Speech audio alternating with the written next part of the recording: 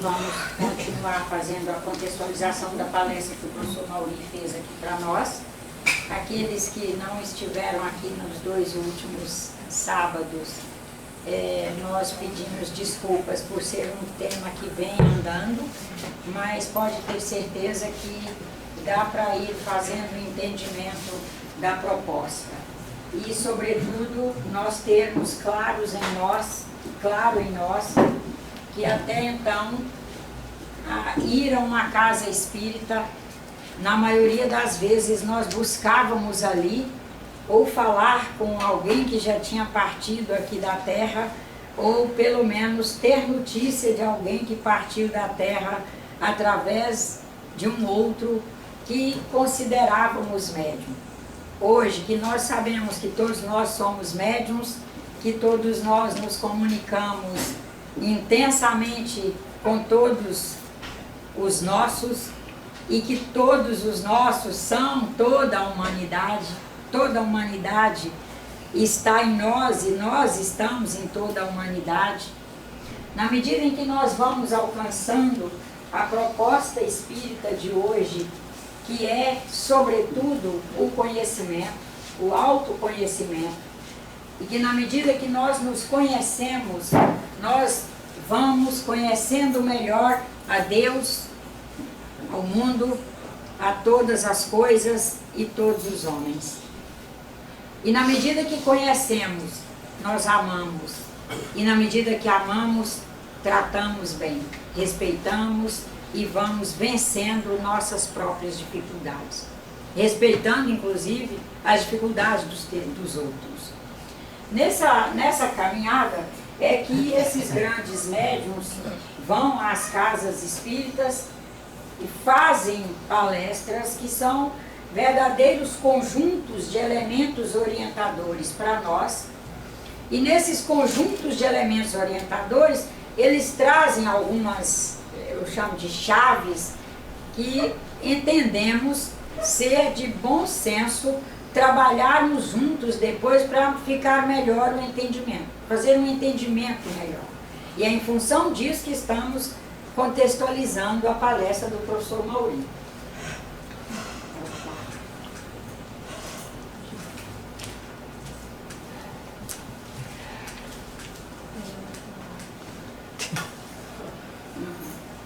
Na semana passada nós trabalhamos essa chave aqui, que foi dos níveis de verdade, os níveis de realidade, do terceiro incluído, que é a inclusão do terceiro termo, da complexidade, que é a diversidade, pensar complexamente dentro da diversidade e já sabendo que por ser uma diversidade há uma pluralidade e que aí nós temos que ir aprendendo a estabelecer uma vivência melhor, mais transdisciplinar, que é conseguir transversar todas as disciplinas, a disciplina do amor, da bondade, da fé, da esperança, do trabalho, da paciência, transversar esses valores universais todos. E nessa transversalização, nós vamos conseguindo perceber que há um elemento que conjuga todas elas, que está acima de todas elas, e nós vamos conseguindo fazer entendimentos que estarão acima de cada disciplina em particular, e com muita fé em Deus estaremos alcançando com isso a força do Espírito. Alcançando a força do Espírito, nós vamos compreendendo e enxergando de forma mais clara a identidade, vamos conseguindo entender nossos níveis identificatórios e os níveis identificatórios de nossos irmãos, e vamos conseguindo chegar ao que o Dr. Máximo Citro nos coloca do código básico do universo e o código básico do indivíduo, que é que o universo vive, se nutre, se movimenta à luz de códigos básicos que estão aí e que cada um de nós é um código básico, uma vez que cada um de nós é uma identidade, e que esse código básico que nós somos nós somos com Ele capaz, cada um de nós é capaz de administrar, de resolver, de descobrir, de aprender, de superar, de transcender, sem nunca perder a nossa identidade. Porque cada um de nós é evolutivamente um código básico. Não é estaticamente, evolutivamente. Nós vamos evoluindo, vamos. Não perderemos nosso de ser um código básico e não perderemos, portanto, de ser uma identidade singular. Graças a Deus.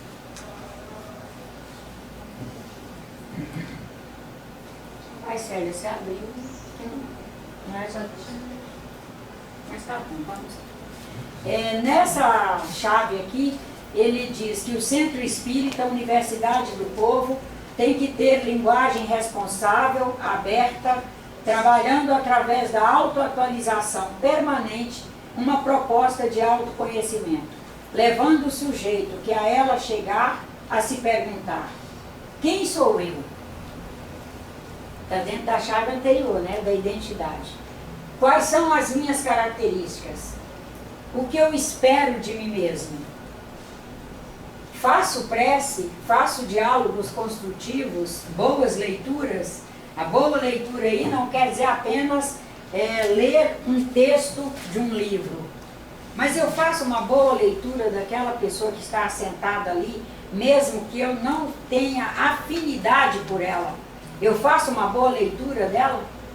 Eu faço a leitura de que ela é filha do mesmo Criador que eu e que ela está aqui buscando o mesmo que eu estou buscando, a felicidade, que ela está aqui buscando crescer como eu estou. Eu faço essa leitura, ou eu ainda faço leituras em vieses. Eu faço uma boa leitura de quem eu gosto e faço uma leitura ruim de quem eu não gosto. Quais são os prejuízos que eu sofro por fazer essa leitura em viés? Porque cada vez que eu fizer a leitura daquele que eu não me simpatizo, daquele que eu não gosto, eu fizer uma leitura ruim, eu estou me contaminando. Quando eu me contamino, eu dissipo para o meio os produtos tóxicos desta autocontaminação e prejudico a humanidade toda, como prejudico o próprio planeta, porque ele é vivo e ele sendo vivo, ele recebe todas as nossas mensagens, processa essas mensagens e responde a elas. Nessa leitura nós vamos colocando, vamos abrindo para todo esse universo das múltiplas leituras, uma vez que nós vivemos, graças a Deus, um cosmos de múltiplas realidades. A realidade da leitura, as realidades da leitura, as realidades da tomada de decisão, as múltiplas realidades no sentido de escolhas e etc. Daí, sou vítima da medicalização ou uso responsavelmente os medicamentos. Os espíritos estão muito preocupados com o excesso de medicalização que estamos fazendo. Ou seja, estão preocupados que nós fomos abrindo mão dos processos naturais de cura, nós fomos abrindo mão da autocura, nós fomos abrindo mão da fitoterapia, nós fomos abrindo mão da argiloterapia e etc, etc, e fomos adotando o uso excessivo de medicamentos. Quando os medicamentos foram desenvolvidos para situações específicas e que situações em que seria realmente pertinente o uso daquele medicamento. Nós já passamos a utilizar sem pertinência. Por exemplo, tenho uma dor de cabeça decorrente de uma má alimentação que fiz ontem à noite. A primeira coisa, me limpar. É a primeira decisão, né? Comi algo que me intoxicou, que me fez uma dor de cabeça, me fez mal-estar, fez dores musculares, fez dores ósseas, fez dores no ventre, fez diarreia ou fez prisão de ventre, seja lá o que fez, qual é o primeiro procedimento? Me limpar. Eu vou ter que água. Como vivemos no país com a maior biodiversidade de plantas medicinais do planeta, quais são as plantas medicinais depurativas do organismo, e ir para os alopáticos em última instância. Nós estamos indo antes da primeira instância, porque a primeira instância é a nossa avaliação. É a primeira instância, né? Não é não? A Aninha, que trabalha no direito, entende bem de instância. O que é instância? É a primeira, vamos dizer, o primeiro passo, né? Ela confirma que é o primeiro passo.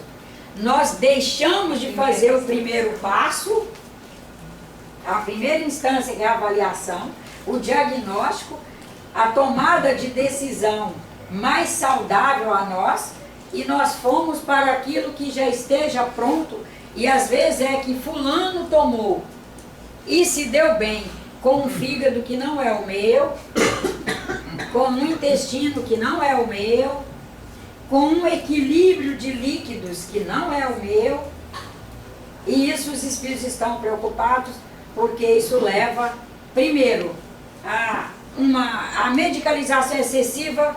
O primeiro dano maior é os medicamentos se tornam extremamente caros para aqueles que realmente precisam, e muito especialmente se tornam raros para aqueles mais pobres economicamente. Sai do alcance. Junto, que o primeiro aí não é que ele está em primeiro lugar. Simultaneamente a esse primeiro desequilíbrio, é o desequilíbrio que ele provoca em nós, por nós termos tomado sem necessidade. E aí vem todas as questões de efeitos colaterais e de reações adversas. Aí ele faz a pergunta: busco o conhecimento e a verdade? Eu busco, por exemplo, o conhecimento quando estou indo para um medicamento? Eu busco o conhecimento, buscar mesmo, o conhecimento que nós trazemos, a verdade que nós somos capazes de alcançar. Eu busco quando faço a leitura de alguém e já o taxo, já faço uma taxação daquela pessoa, e num grande número de vezes pejorativa. Eu busquei o conhecimento antes, eu busquei a verdade, busquei as verdades universais, a primeira delas é o amor. Busquei, eu estou indo para esse medicamento, eu fiz uma avaliação no sentido do amor a mim mesma. Eu me amo e eu amo a minha saúde, eu amo estar bem, eu devo fazer isso antes de tomar outras decisões e outras avaliações. E daí ele fecha com uma pergunta que diz respeito à busca na casa espírita. O que eu espero do centro espírita, da orientação dos espíritos e do currículo do centro espírita. Até bem pouco tempo, o currículo do centro espírita era falar dos desencarnados. Alguns aí que têm a minha faixa etária, se tiverem começado bem cedo no espiritismo, perceberam isso na sua caminhada. Era muito em torno do desencarnado. Hoje, o currículo da casa espírita, por termos entendido que há um polissistema espiritual extremamente qualificado para cuidar dos desencarnados, e que na verdade nós é que estamos vivendo uma desqualificação na Terra para cuidar dos encarnados. Então que o currículo da casa espírita hoje é nos auxiliar, nos incentivar, nos estimular a nos qualificar para cuidar bem, em primeiríssimo lugar, de nós mesmos, para conseguirmos cuidar bem dos demais. Cuidar com lucidez, cuidar realmente com amor, cuidar realmente com conhecimento de causa. Aí muda o currículo do centro espírita. O currículo que era vir ao centro espírita para aqui falar com o desencarnado, saber se ele está bem. O centro tem o dever de afirmar a proposta e a responsabilidade social que os espíritos desencarnados têm em atender já quem está aqui encarnado, eles já atendem. Atendem-nos nos nossos momentos finais, atendem-nos no nosso desencarne, nos recebem, nos orientam, nos encaminham. Esperam que nós, encarnados, façamos todos os dias um esforço por um sistema de educação onde nós possamos cuidar bem uns dos outros aqui encarnados. E eles estarão o tempo todo cuidando dos encarnados de forma sutil e dos desencarnados muito especialmente. Nossos entes que foram, com certeza estão num patamarzinho já melhor do que estavam. Primeiro porque conseguem fazer revisão de vida ao desencarnar. Segundo os espíritos, esse é inerente a cada um que parte. Fazer revisão da reencarnação que fez, do que era possível fazer, do que não conseguiu fazer, do que conseguiu fazer, estabelecer objetivos, estabelecer metas e dali começar uma nova caminhada, sempre na orientação e na tutela de espíritos bons, ceareiros do bem, que estão ali como orientadores. Assim como nós estamos à luz de nossos orientadores. E à luz da nossa sabedoria.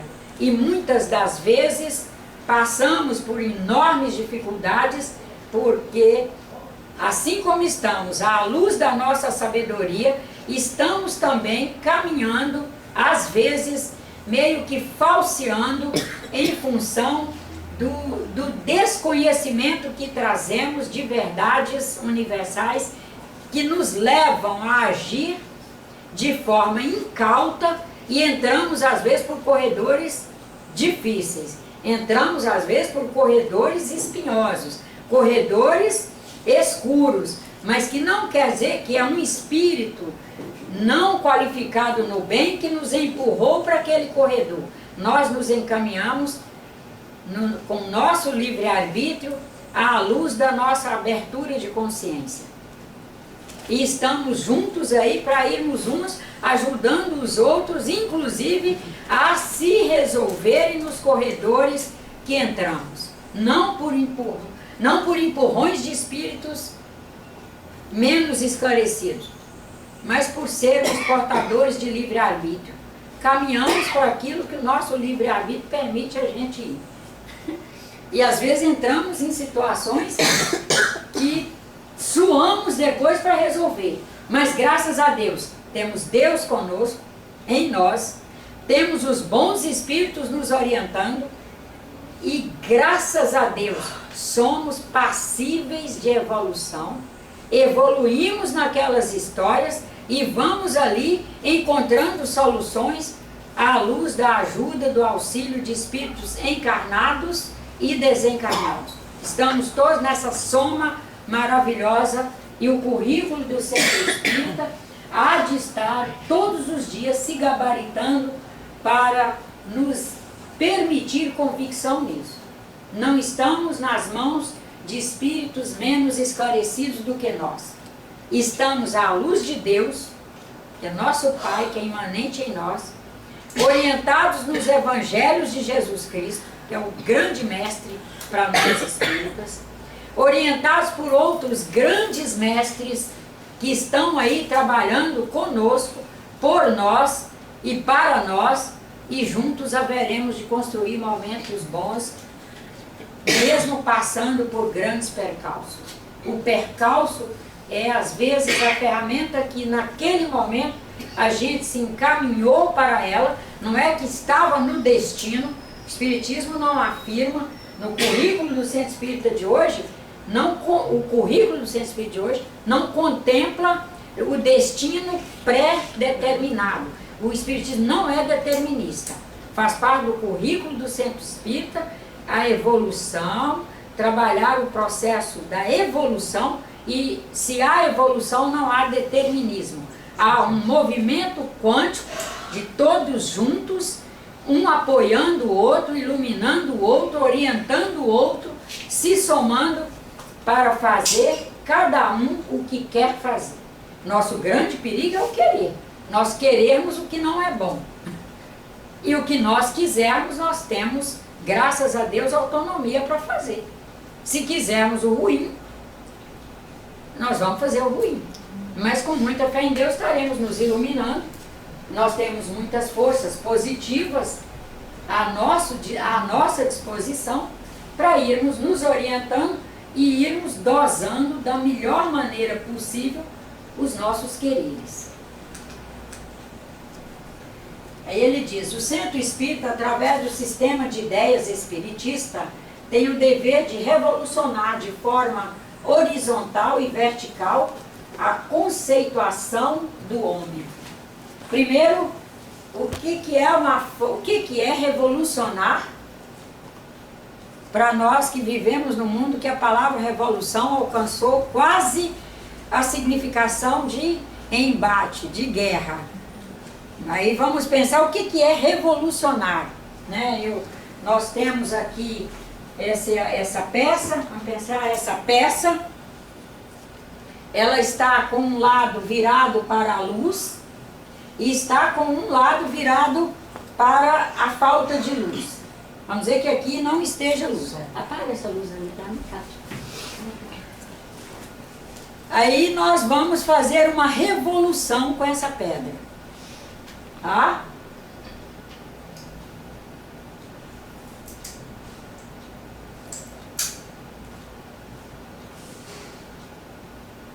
E um lado dela que estava na ausência da luz, ficou na presença da luz, e o lado que estava em presença de luz, ficou na ausência da luz. Esse é o sentido maior da palavra revolução. É conseguir fazer movimentos que substancialmente alterem inclusive as nossas posições.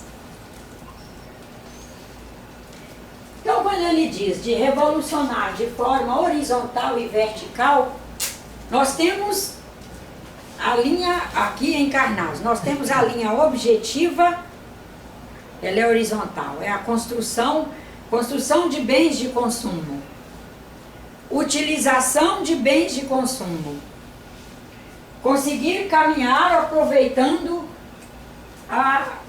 o solo aqui, horizontal.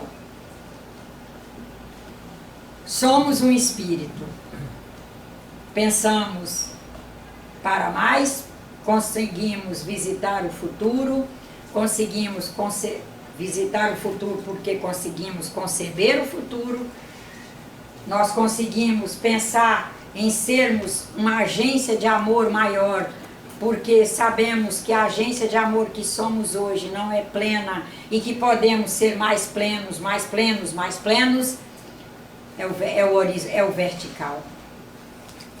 O ser, o espírito, é vertical. É capaz de utilizar elementos da horizontalidade para o seu crescimento vertical. E nessa combinação de ser e viver, viver a si mesmo, viver consigo mesmo, e viver com os outros, e viver todos os elementos, nós vamos fazendo essa revolução vertical e horizontal para irmos mudando nossos conceitos. Nós espíritas não teríamos nenhum motivo para ser contra os bens de consumo, ser contra os patrimônios materiais. O que nós, enquanto espíritas, estaremos nos esforçando é para sermos espíritos capazes de utilizar os bens materiais o suficiente de forma ajustada para a sua evolução. Tenho um automóvel para melhorar a minha locomoção e inclusive melhorar a minha assistência social a todos que precisam, de familiares a pessoas que não conheço e etc. Tenho uma casa, há de ser para o meu crescimento espiritual. É horizontal. É tão horizontal que na hora que eu fizer o desencarne, ela vai ficar para trás. Não é verdade? O vertical vai comigo. Por exemplo, perispírito.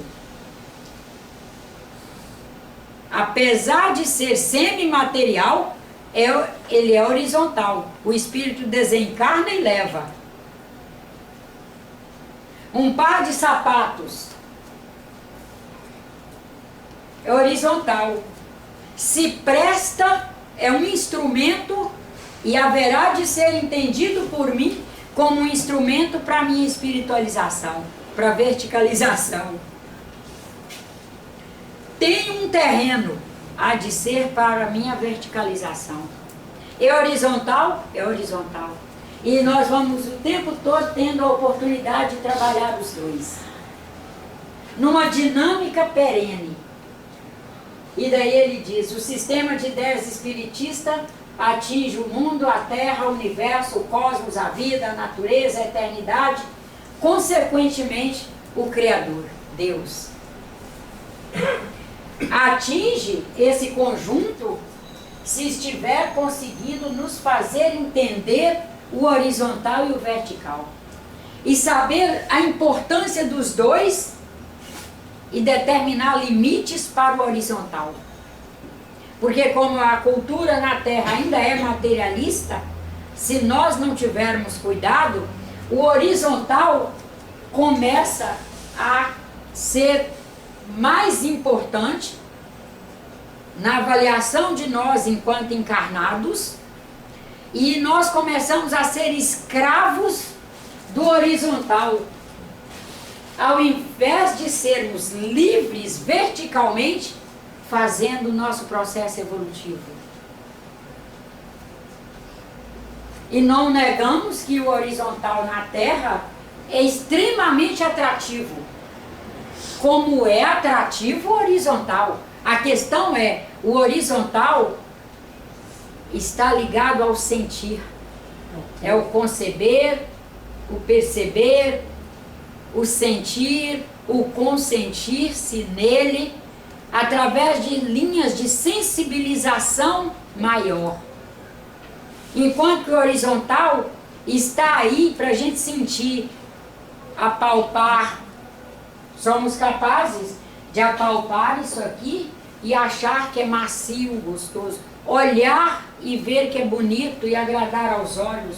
Somos capazes de colocar um perfume aqui, sentir cheiro e achar agradável. E nessa linha muito farta de recursos horizontais que Deus permite que exista para a nossa linha de experiência, é a experienciação para o nosso crescimento espiritual, nós temos que ter cautela para ela não se tornar a diretora da nossa vida. Ao invés de ser o espírito, a sensibilização, o sentido de fraternidade, de caridade, de amor, ser diretores da nossa vida, passar a ser a linha da horizontalidade, que é a linha de recursos materiais. Aí ele diz, o sistema de ideias espiritista trabalha a dimensão de pertencimento. Todos os homens pertencem a duas entidades muito fortes, a humanidade e a Deus. Na medida que vamos entendendo e enxergando cada vez melhor essa horizontalidade e verticalidade, nós percebemos o pertencimento. Percebemos o quanto pertencemos, por exemplo, a Deus, quando nós nos alegramos, nos planificamos, nos felicitamos com elementos muito sutis, mas que nos dizem respeito, na construção do Espírito. Aí nós olhamos e dizemos, meu Deus, como realmente nós pertencemos a uma entidade maior, porque é quando agimos com vistas a essa entidade maior que nós realmente nos felicitamos.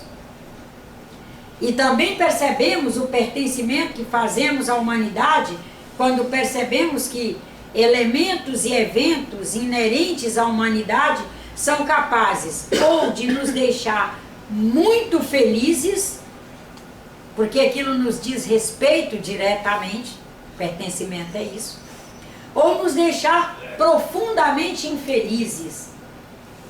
É quando sabemos, por exemplo, de uma atrocidade, o quanto isso nos deixa infeliz. Quando sabemos, quando tomamos conhecimento de um ato em que irmãos nossos conspurcaram contra a saúde pública, por exemplo, contra o sistema de educação, contra as estruturas que fazem com que uma sociedade seja mais ajustada, mais equilibrada, mais feliz, o quanto isso nos entristece, porque fazemos pertencimento à humanidade. E que nós estejamos interessados em nunca perdermos essa sensibilidade. De vez em quando ouço lastimavelmente alguém dizer, não quero me entristecer com nada disso mais, quero mesmo que... Aí vem logo umas expressões horríveis, e eu digo, não faça isso porque você vai ser infeliz, tá? Nem tente, não intente. Você estará cavando a sua própria infelicidade. É melhor você se envolver, passar por momentos de profunda angústia, porque você terá simultaneamente a eles a oportunidade de passar por profundas alegrias, por profunda felicidade. E vale a pena viver a possibilidade da profunda alegria e da profunda felicidade que o pertencimento nos permite. Só Ele nos permite isso. Quando vivemos na tábula rasa, essa coisa boiando, tanto faz, eu não tenho mais pertencimento para mim. Hoje eu perguntei a uma pessoa, você quer isso ou quer aquilo? Aí a pessoa respondeu, qualquer um, de qualquer jeito. Olha, nem me fale de qualquer jeito. Veja aí, decida o que você quer, porque qualquer jeito, parece que o mundo está ruim, que tudo é ruim, que as opções que você tem todas para aquela pessoa são ruins, e que já que é ruim mesmo, anda qualquer um. Não é. O pertencimento nos faz tomar posição, ter posição. E Deus, através dos espíritos bons, estão nos oportunizando o tempo todo a possibilidade da tomada de posição. Nós sempre temos opções diferentes e vamos ter que decidir por uma. E por pertencimento nós vamos decidir por aquela que nosso pertencimento, junto com o autoconhecimento que fazemos, da responsabilidade social que já alcançamos, nos permite optar. Às vezes faremos opções que daí um tempo a gente olha para trás e diz, meu Deus, como que eu optei por esse se eu tinha essa outra? Mas aí é porque naquele período a gente conseguiu, ao longo daquela caminhada, fazer um novo alcance, fazer algumas transcendências e naquele momento já estar enxergando diferente do que enxergava agora. E nós temos que agradecer a Deus que conseguimos fazer essa evolução. Não entrar para baixa autoestima, sentimento de culpa, não. Naquele momento foi o que conseguimos ver. Agora já conseguimos, por um processo evolutivo, enxergar melhor, decidir melhor, vamos decidir.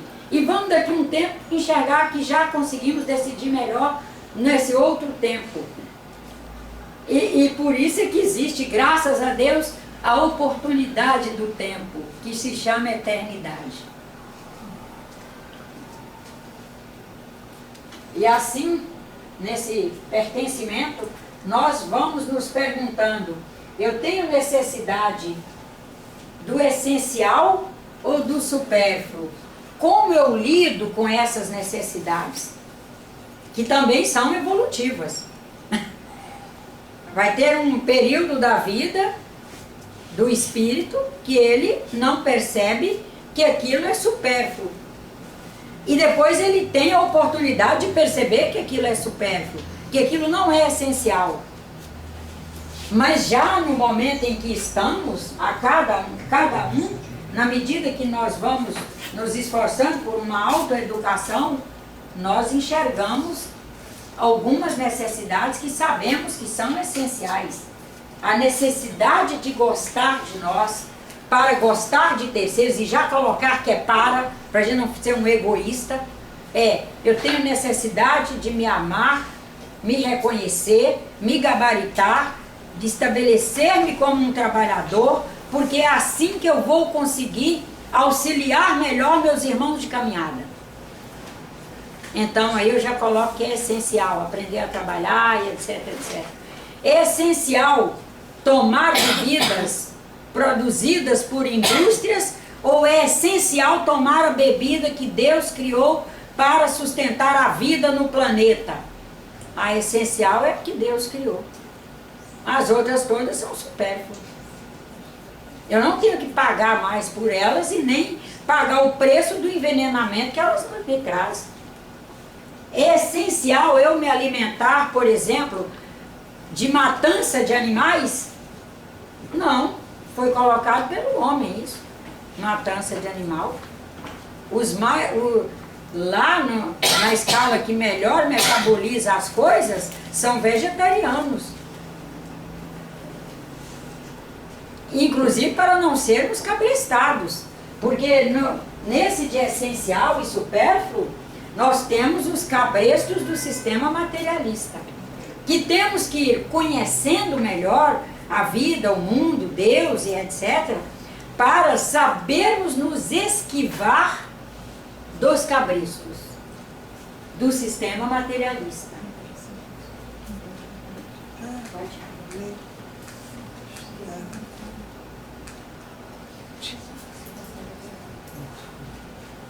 O sistema de ideias espírita é para levantar uma nova ordem moral humana. Moral aí é como preservação da vida. Aí ele diz, o homem tem que se mundanizar, ao mesmo tempo se indagando. O que fiz de construtivo e moral por mim mesmo no último ano? Essa chave dele eu peguei porque a palavra moral ainda está muito vinculada na nossa cultura, ligado especialmente à divisão de classes, por exemplo, a classe homossexual, classe heterossexual. Comportamento, está muito ligado a comportamento, mas restritivo, no sentido de restrição. E moral para o espírita é preservação da vida. É comportamento? Também é, mas é o sentido de abertura. Não fazer mal ao seu irmão. Não fazer mal ao meu irmão. E não fazer mal ao meu irmão, eu tenho que me colocar no centro da história. O que eu faço por mim mesmo, aqui. O que eu faço por mim mesmo, porque o que eu vou fazer pelo meu irmão é uma extensão.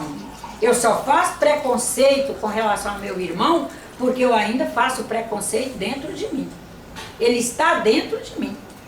Ele não está no comportamento do meu irmão, o preconceito. Está? Não. Não, ele está dentro de mim. Como eu usino dentro de mim, eu o distribuo e vou repassando a todos os demais. Aí ele depois fecha um pouco mais o que eu fiz de mais moral hoje. O que eu fiz hoje?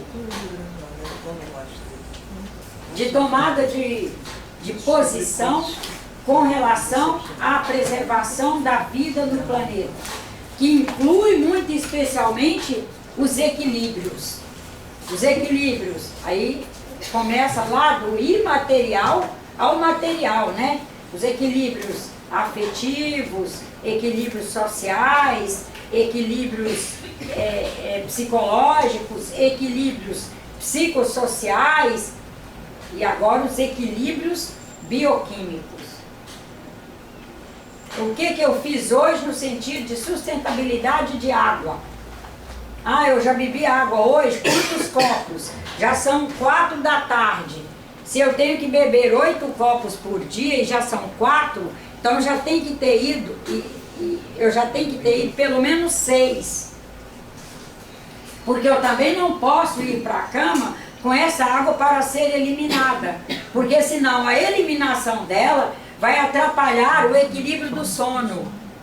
E vai atrapalhar o equilíbrio da produção de melatonina. Atrapalhando a melatonina, vai atrapalhar os equilíbrios psicológicos para eu trabalhar amanhã, para eu estar bem amanhã.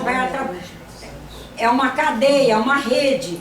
Nesse moral, defesa da vida, entram os elementos materiais da terra. Aí entra a alimentação. O que eu alimentei hoje? O que eu comi hoje?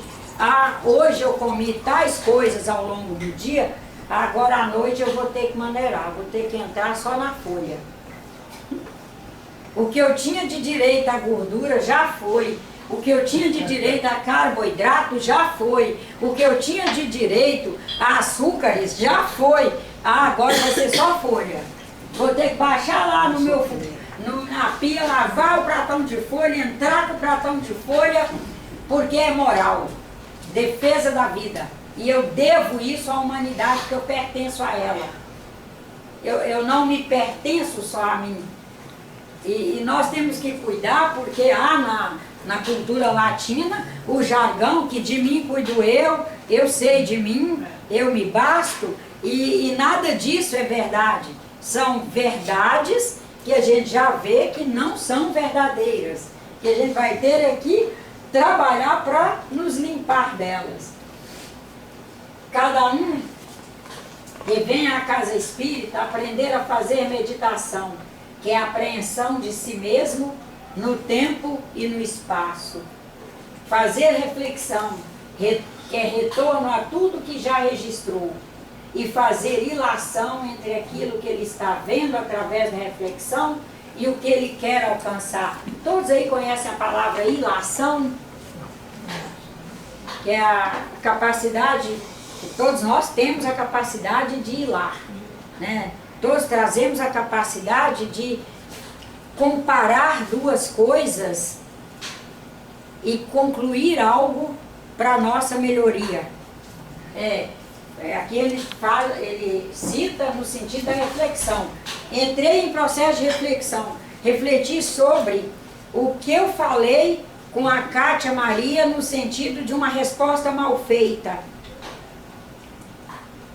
Aí eu, na reflexão, aquilo veio, né? Meu Deus, fiz isso com Cátia Maria. Aí eu, através da ilação, eu me pergunto o que eu quero alcançar para isso não acontecer mais. Eu não quero fazer isso com mais ninguém no planeta. Eu não quero imprimir esse sofrimento para mais alguém. Eu não quero imprimir em alguém a possibilidade de fabricar adrenalina como eu fiz com ela. É a ilação que nos permite fazer isso. É olhar para mim agora e dizer, meu Deus, até aqui eu estou com uma saúde maravilhosa. O que eu tenho que fazer para chegar aos 90 com essa saúde? E aí já recolher em nós mesmos, no extramental que está aí rico de informações, e nas mentes pensantes e pulsantes que estão aí disponibilizando informações, recolher informações para compor meu modus operandi de viver, para ir postergando esse bem-estar. Mas aí vamos pensar em alguém que esteja enfermo.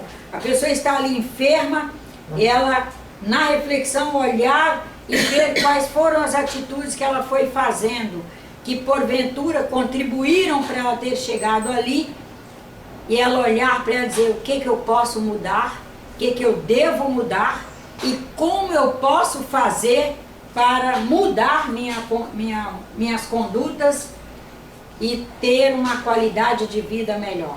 É a ilação que nos permite essa coisa maravilhosa de observar o que estamos, o que somos, onde queremos chegar, o que queremos ser, onde queremos estar, e estabelecer e encontrar informações que a gente possa ir se estabelecendo no sentido de condutas.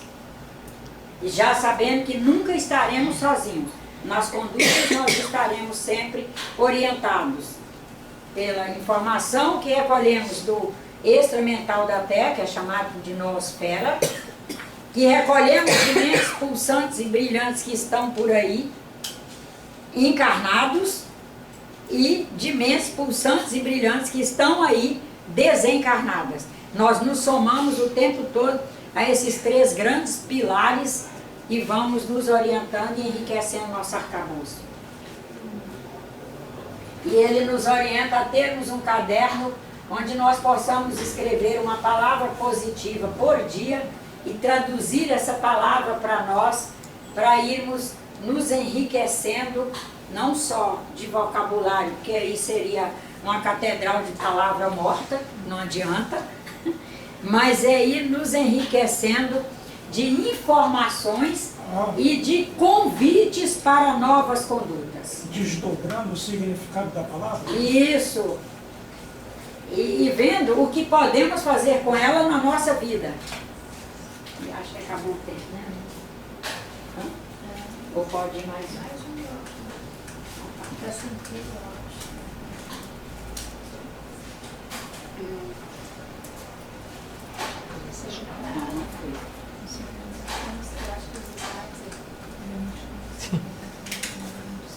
Foi, já foi. Temos que persistentemente somar o eu inferior e o eu superior.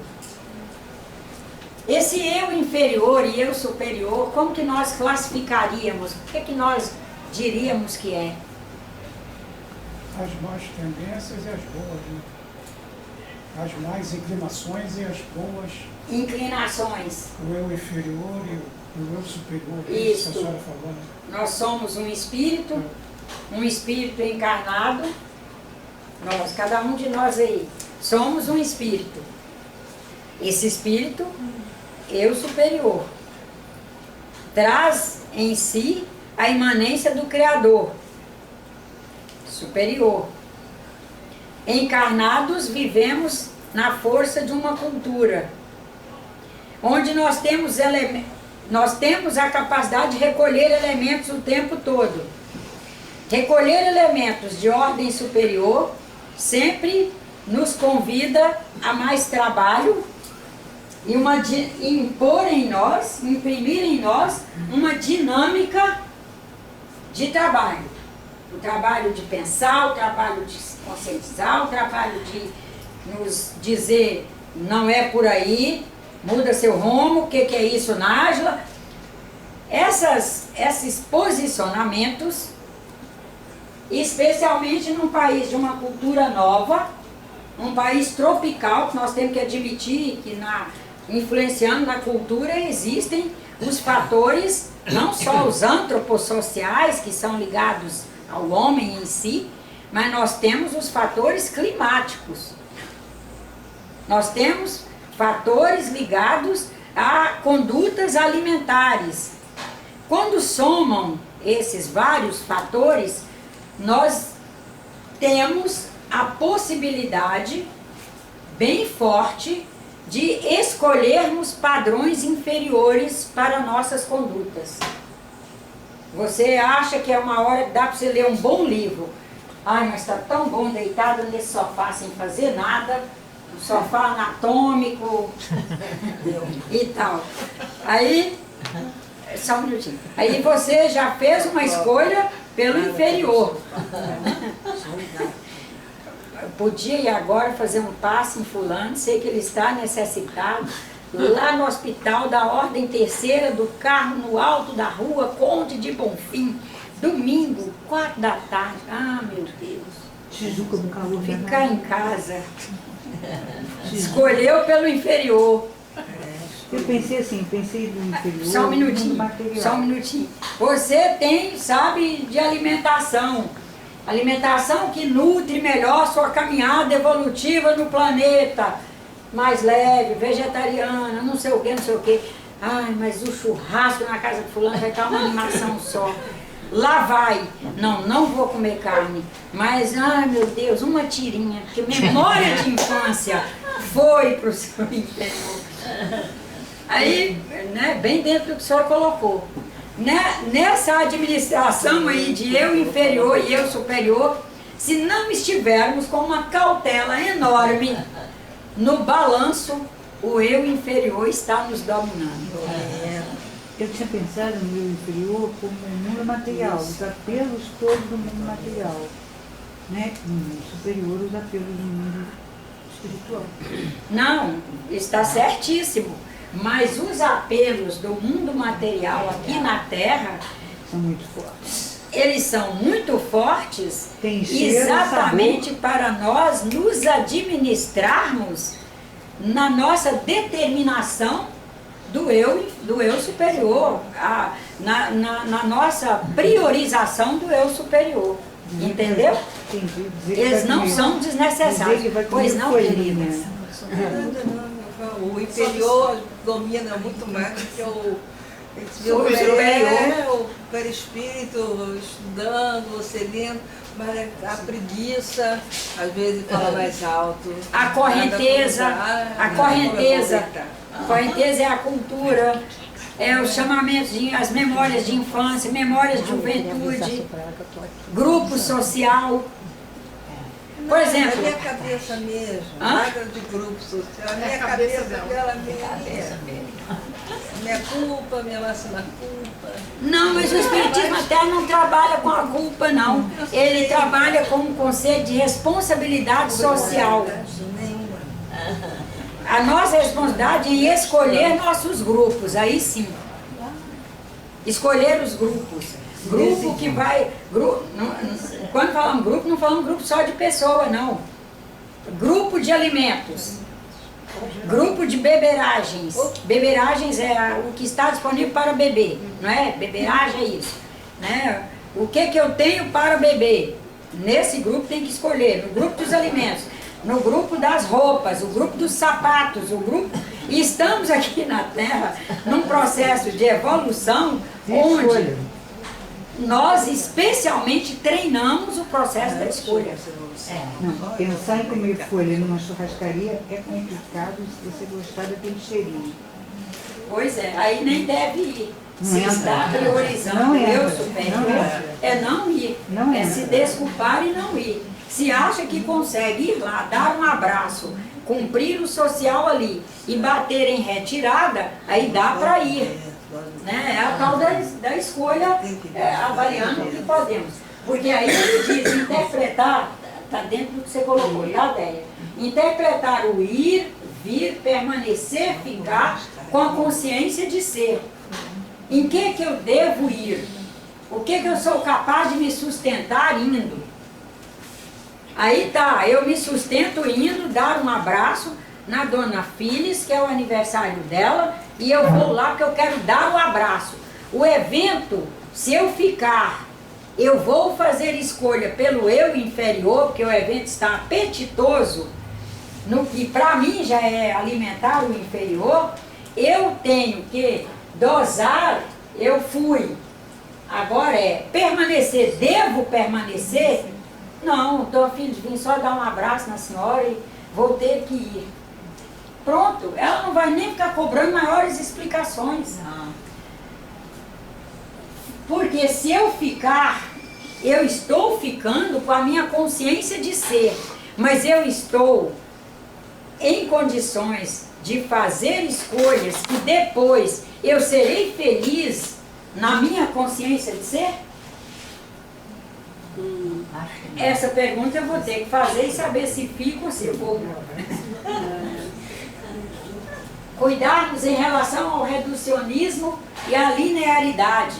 O reducionismo, que é a capacidade que nós temos de reduzir tudo a pequenas partes, por exemplo, pega o corpo humano e reduz a conjunto de peças, como se essas peças funcionassem isoladamente. E aí estabelecemos pensamentos lineares acerca do conjunto, sendo que no conjunto, o conjunto não é linear. O conjunto é extremamente quântico. Ele é cada peça, vamos pensar se for átomo, molécula, se for órgão, glândula, seja lá o que for, são peças que em si elas trazem determinadas autonomias no sentido de especialização, mas que o funcionamento do todo é muito maior do que cada peça isoladamente. Por isso não dá para reduzir a cada peça como se fosse um conjunto de pedaços funcionando. Não, é um conjunto de partes que se harmonizam, que se entendem, que se organizam e que produzem no particular o que lhe compete produzir e no todo, muito mais do que cada uma peça, do que todas as peças juntas. E é isso que inclusive se chama transdisciplinaridade. A capacidade de um todo produzir algo que é muito maior do que o conjunto deles se somarmos. Quando nós vamos fazendo reducionismo, nós vamos pensando linearmente, tipo assim, eu faço isso e amanhã eu me resolvo com, por exemplo, vamos dizer num alimento. Eu faço esse alimento, amanhã eu me resolvo com um chá de espinheira santa para tratar o estômago. Aquilo estraga o estômago. Só que quando eu for tratar o estômago, eu tratarei o estômago, mas as outras unidades do organismo que foram prejudicadas, aquele tratamento não será capaz de contemplar. Eu pensei linearmente, mas o conjunto não é linear. Você faz uma discussão desconfortável no almoço de domingo e depois você pede desculpas. Atingiu todo mundo. No pensamento linear, você acha que você se desculpou, mas quanticamente você não vai conseguir que volte a ser o que era.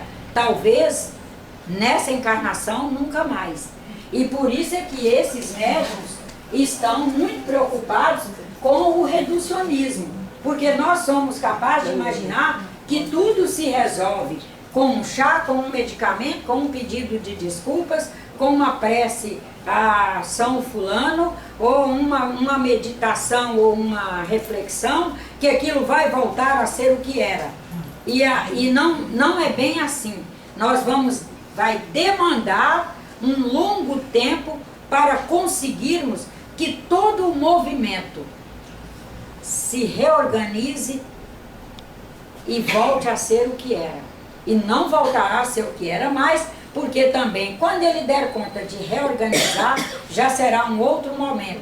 E nós teremos que estar qualificados para entender esse outro momento, nos encaixar nele, nos sentirmos de volta pertinentes ali, e o movimento pertinente a nós, o conjunto ter pertinência, porque senão nós estaremos sentindo extremamente vazio, o vazio do não pertencimento. Aí ele diz, ser espírita é fazer revolução moral integral, é fazer transformação no sentido político, econômico, cultural, social e em decorrência espiritual. Os espíritos orientadores das casas hoje, eles não trabalham esse sentido de receita, de composição, de alinhamento espiritual, sem uma composição de alinhamento do todo. Para nós aqui encarnados, não há possibilidade de... Não, o espírito estando bem, tudo está bem. O espírito estando bem e nós empenhados em estar numa relação dinâmica, amorosa e, sobretudo, de diálogo com a vida, com todos, com o cosmos. Porque o espírito em si, ele não perde o que ele já produziu. Ele não perde o acervo que já alcançou. Ele não perde a capacidade que já alcançou. Ele não perde consciência. Acontece que o indivíduo encarnado pode agir abaixo do que o espírito seria capaz. Quando ele vai escorregando para a canoa, vou falar uma palavra bem feia, do oba-oba. O oba-oba alimentar, o oba-oba de diálogo, o oba-oba de leitura, o oba-oba de rede social, gasta o tempo que teria para ler bons livros só com rede social. Estou contra elas não, só acho que a gente tem que dosar.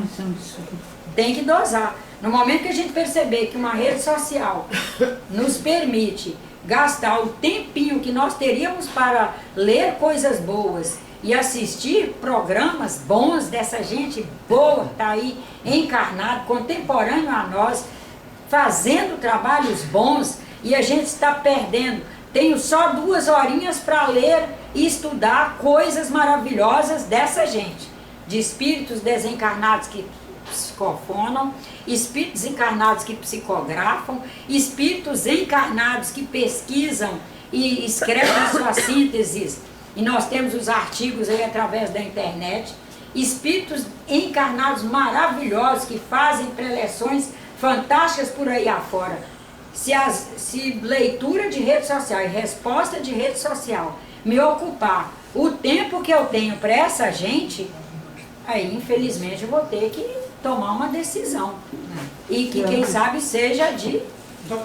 Pior de tudo, as pessoas não tomam essa decisão, dizem que aprendem na rede social, não desesperam. Pois não. Dona Nádia, a senhora falou do médico Máximo Citro. Ele patenteou um método de enviar remédios através de e-mail. Ele coloca um remédio para a senhora através de um CD. A senhora acha que é a ciência se aproximando do espiritismo? Acho. Eu não conheço esse método. Eu citei ele aqui porque ele é autor do livro O Código Básico do Universo. Tem até um livro. Por isso que eu o citei. Ele conseguiu separar a frequência da heparina de outros medicamentos. Ele manda. Porque tudo o que existe, que a gente chama de matéria, né, o que nós chamamos matéria, a palavra matéria hoje, ela tem um sentido pedagógico. Pedagógico, porque na verdade nós já sabemos que tudo é energia. A partir de uma densidade energética, quando algo fica palpável no sentido das mãos, ou perceptível no sentido dos olhos, audível no sentido dos ouvidos, a gente chama de matéria. Isso. Mas tudo é energia. Se o senhor pegar essa pedra aqui, raspar um pouquinho, triturar, colocar lá na condição nano, e da condição nanométrica. Isso. Isolar a frequência disso. E o senhor for para uma condição, o senhor vai ter a frequência. Exato. O senhor não vai ter mais matéria, o senhor não vai conseguir enxergar nem com os instrumentos desenvolvidos pelo homem, para coisas muito pequenas. O senhor já terá a frequência dela. E se ele disponibiliza, deve ser nesse sentido. Disponibiliza, pega a substância. Que é o que o senhor Hahnemann fez, né? A homeopatia.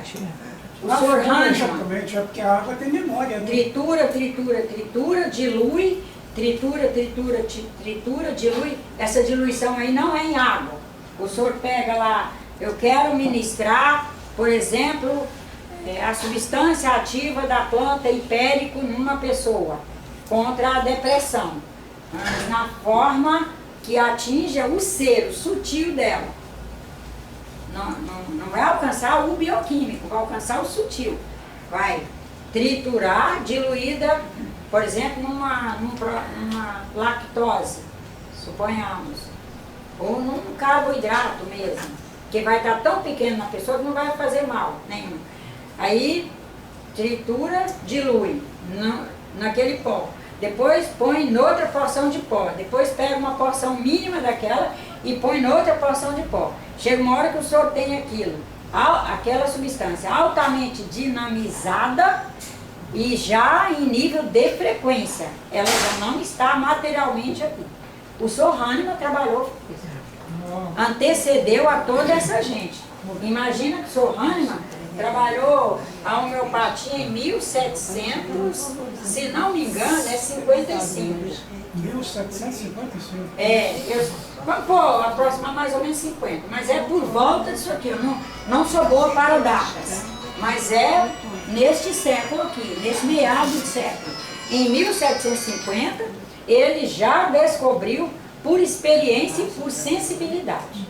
Que a água tinha memória, né? Não, não é água não, as substâncias. Mas a água, né, o veículo... É o veículo, mas a memória ali não é só da água não, é da substância também. Ele trabalha a água e a substância. E tem várias formas homeopáticas que não são em água, são em sólido. Está ali a memória, está a frequência daquela substância. E aí aquela frequência vai diretamente atuar na minha frequência que estou tomando aquele medicamento. E por isso a pessoa tem que querer sarar, tem que querer sair daquele quadro, porque se ela não quiser, ela não produz a frequência compatível para fazer o resultado. Porque precisa a frequência compatível. Imagina, essa moça é minha terapeuta e está querendo que eu melhore. Ela quer que eu melhore, ela quer que eu melhore, ela sonha com isso. É o objetivo dela, ela se especializou em sarar a gente, melhorar a gente, pôr gente para ser feliz. Mas eu não quero ser feliz porque eu quero que Cátia Maria me veja, coitadinha de Nádia, vou levar um caldinho para ela. O Evair, ai, coitada da minha esposa, como ela sofre, passa a mão no meu cabelinho, deita aqui, amor. E tal, e vou querer que Dona Filis ligue, oi Nádia. Se eu estiver nessa dependência, eu não vou querer sarar. Quais as frequências que eu produzo? Eu produzo as frequências compatíveis com as frequências que ela me manda, inclusive pelo pensamento dela.